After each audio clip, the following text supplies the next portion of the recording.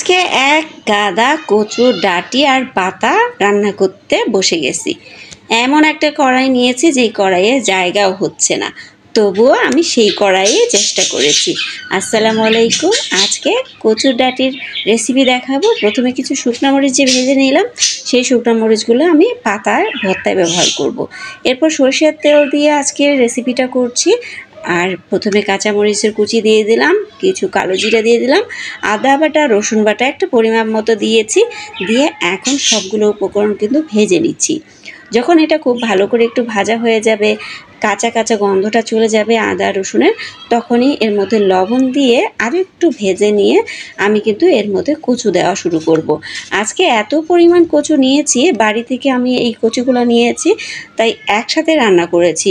বেশি দিন রাখলে তো এগুলো নষ্ট হয়ে যাবে, তাই একবারে রান্না করে নিয়েছি। শুকনো মরিচ দিয়েছি, আজকে কাঁচামরিচ ব্যবহার করিনি, হাতের কাছে কাঁচামরিচ ছিল না, তাই শুকনো মরিচই ব্যবহার করেছি। আমি এখানে সাদা কচু আর কালো কচু দুটোই ব্যবহার করেছি, তাই কালারটা একটু অন্যরকম হয়েছে। তাই একটু একটু করে এটা ভালো করে ধুয়ে নিচ্ছি, আর ধুয়ে কিন্তু দিয়ে দিচ্ছি। অবশ্যই ভালো করে ধোবেন, অনেক সময় দেখা যায় পাতার ভিতরে পোকা থাকে, তাই আপনারা একটু ভালো করে ধোবেন। যখন পাতাগুলো কাটবেন তখন একটু দেখে দেখে কাটার চেষ্টা করবেন যে এর মধ্যে কোনো পোকামাকড় আছে কিনা। এরকম করে এক গাদা প্রথমে দিয়েছি। এগুলো যখন একটু কমে আসবে, এটা তো একটু জাল করলেই কমে যায়, তাই এগুলো কমে আসলে আমি কিন্তু আবারও এর মধ্যে কচু দেব। এরকম করতে করতে আমি এক গাদা রান্না করেছি। আপনারা দেখলেই বুঝতে পারবেন যে আজকে কি পরিমাণ আমি কচু রান্না করেছি।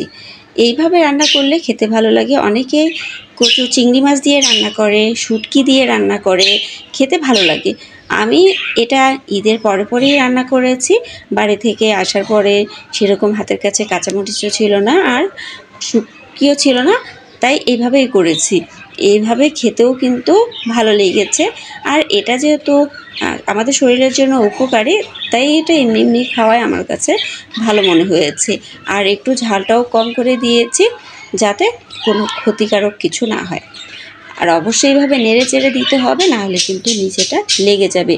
আদা দিলে অনেক সময় লেগেই যায়, আর তেল যদি আপনি একটু কম ব্যবহার করেন তাহলে কিন্তু লেগে যায়।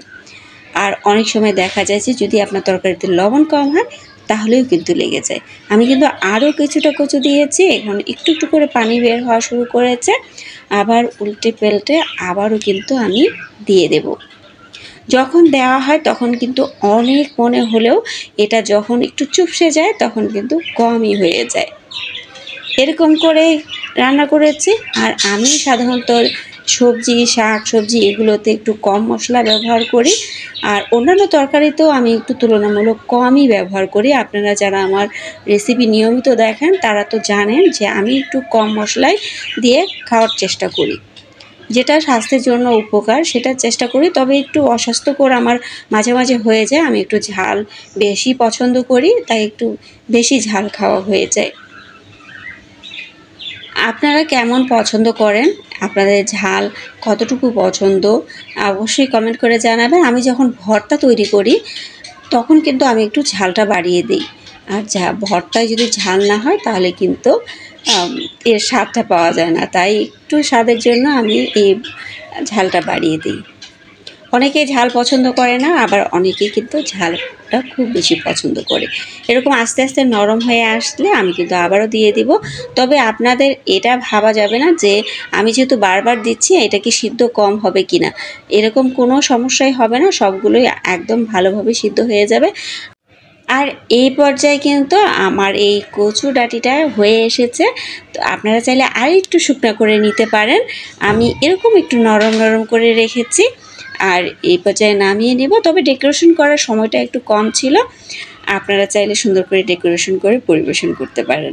ভালো থাকবেন সবাই, অবশ্যই কমেন্ট করে জানাবেন যে কেমন লেগেছে আজকের রেসিপিটা। ভালো থাকবেন, আল্লাহ হাফেজ।